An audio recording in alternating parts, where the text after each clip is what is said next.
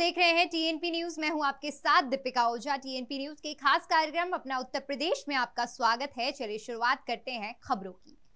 योगी सरकार लगातार लोगों की सुविधाओं के लिए कदम उठा रही है। इसी कड़ी में लोगों के सामाजिक और आर्थिक स्थिति के आकलन के लिए सरकार परिवार कार्ड बनाने जा रही है। ये कार्ड आधार से लिंक किया जाएगा। एक परिवार को कम से कम एक रोजगार की दिशा में ये कार्ड बड़ा कदम साबित होगा और जब तक परिवार कार्ड नहीं बनेगा तब तक राशन कार्ड को ही आधार माना जाएगा। तो वहीं सीएम योगी आदित्यनाथ ने अधिकारियों के साथ बैठक की, जिसमें सीएम ने कुत्ता पालकों के लिए बड़ा आदेश जारी किया है। सीएम ने कुत्ता पालने वाले लोगों के लिए साफ सफाई को लेकर सख्त हिदायत दी है। योगी ने कहा कि कानपुर और लखनऊ के कुत्ता पालक ध्यान दें, जानवरों को रोड पर लेकर निकलते वक्त साफ सफाई का ध्यान रखें। ऐसा न करने वालों के खिलाफ कड़ी कार्रवाई की जाएगी। पीलीभीत के बीसलपुर तहसील में आयोजित कार्यक्रम में गन्ना विकास और चीनी मिल मंत्री संजय सिंह गंगवार पहुंचे, जहां उन्होंने बीएसपी पर जमकर निशाना साधा।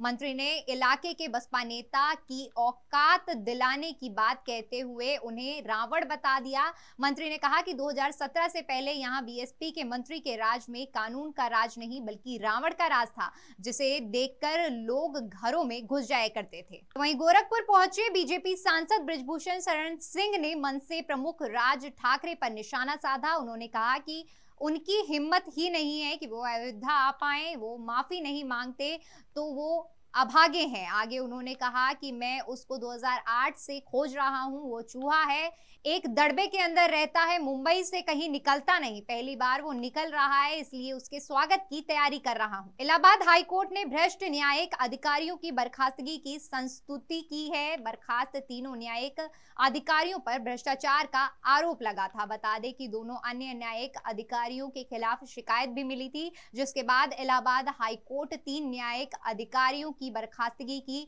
संस्तुति की है। बता दें कि बर्खास्त अधिकारियों में सिद्धार्थनगर, बलिया और बदायूं के न्यायिक अधिकारी शामिल हैं। हाईकोर्ट के इस एक्शन से संबंधित विभाग में हड़कंप मचा हुआ है। चलिए फिलहाल वक्त तो चला है एक छोटे से ब्रेक का। टीएनपी न्यूज एक हिंदी भाषी न्यूज चैनल है। टीएनपी ग्रुप का मूल उद्देश्य ग्रामीण क्षेत्र के युवाओं को पत्रकारिता का ज्ञान और कौशल प्रदान करना है। अधिक जानकारी के लिए विजिट करें हमारी वेबसाइट tnpnews.in या graminreporter.com।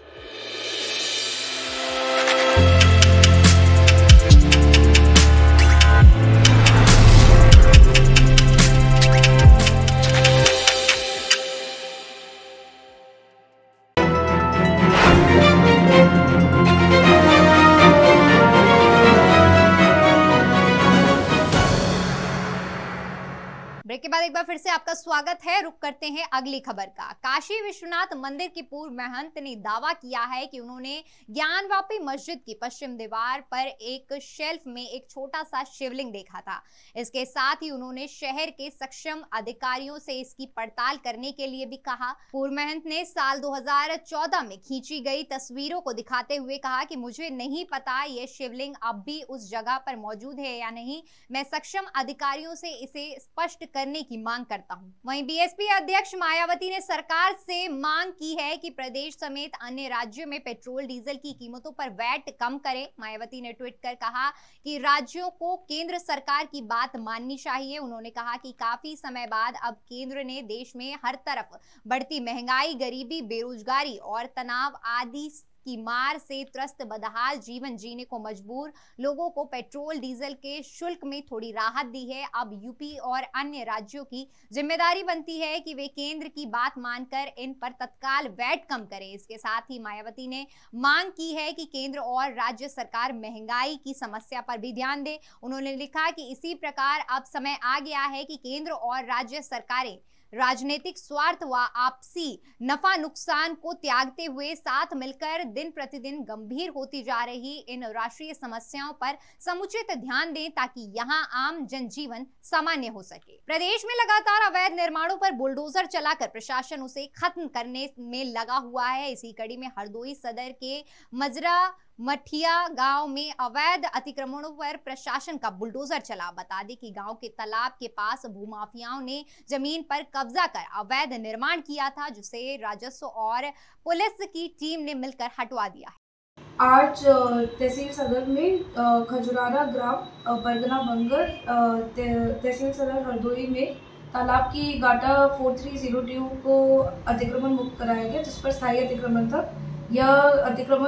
इस अतिक्रमण के खिलाफ तहसीलदार कोर्ट से धारा 67 में नियमानुसार आदेश पारित हुआ और इस आदेश को इम्प्लीमेंट करने के लिए मौके पर नायब तहसीलदार सुरभि और कानूनगो की टीम को भेजा गया, जिसने मैं पुलिस बल और पुलिस के सहयोग के साथ तालाब की गाटा 1.5 बीघा जमीन को कब्जा मुक्त कराया। धन्यवाद।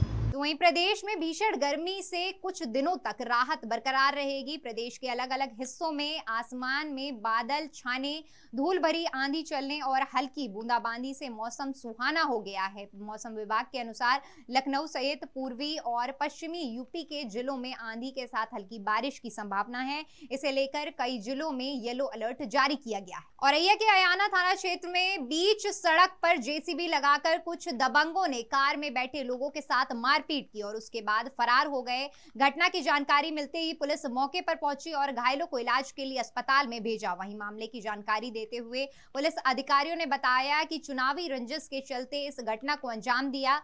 जल्द ही अपराधी पुलिस की गिरफ्त में होंगे। हमारी चुनावी रंजिश चल रही, चुनाव में हमने इनको वोट नहीं दिया, उस कारण से इन्होंने रास्ते में जेसीबी लगा करके और हम बुलेरो लेके आ रहे थे औरैया से, शादी से वापस लौटे और पीछे से प्रधान जी गुड्डू यादव की स्कॉर्पियो आई, बीच में हम गिर गए।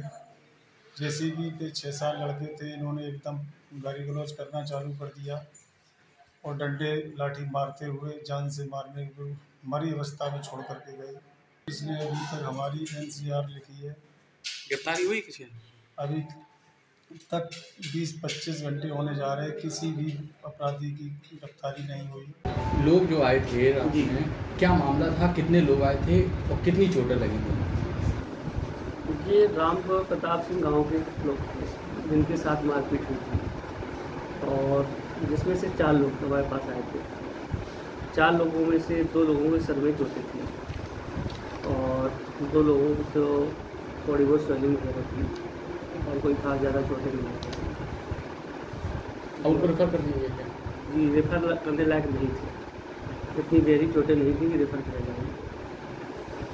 चले फिलहाल के लिए इतना ही। देश और दुनिया की तमाम बड़ी खबरों के लिए हमारे YouTube चैनल को सब्सक्राइब करें। खबरों को विस्तार से जानने के लिए हमारी वेबसाइट www.tnpnews.in पर विजिट करें। धन्यवाद।